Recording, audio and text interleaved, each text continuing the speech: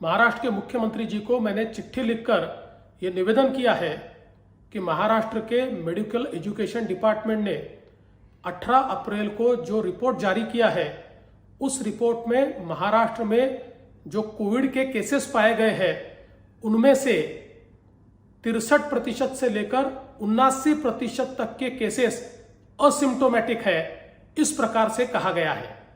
और वही महाराष्ट्र सरकार और बीएमसी ने यह निर्णय लिया है कि असिम्टोमेटिक लोगों के टेस्ट नहीं किए जाएंगे।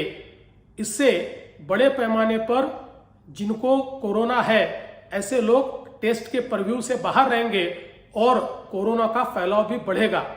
आईसीएमआर ने यह भी स्पष्ट किया है कि जो ऐसे लोग हैं जिनको हाई रिस्क असिम्टोमेटिक कहा गया है, इनका 100% चेकिंग होना चाहिए, लेकिन उस गाइडलाइन को भी बीएमसी ने चेंज किया है और उनका भी 100% चेकिंग नहीं होगा। तो मुझे लगता है कि मुंबई में कोरोना फैलने का डर इससे बढ़ा है। इसलिए सरकार ने तुरंत आईसीएमआर की गाइडलाइन को मानते हुए असिम्टोमेटिक व्यक्तियों का चेकिंग भी करना चाहिए और जिस प्रकार से एग्रेसिव चेकिंग की बात आईसीएमआर ने कही है, उसी स्ट्रेटेजी को मुंबई में और महाराष्ट्र में अपनाना चाहिए। इसके साथ साथ मैंने ये भी निवेदन किया है कि जो रिपोर्टिंग हो रहा है उसमें भी कई गड़बड़ियां हो रही है।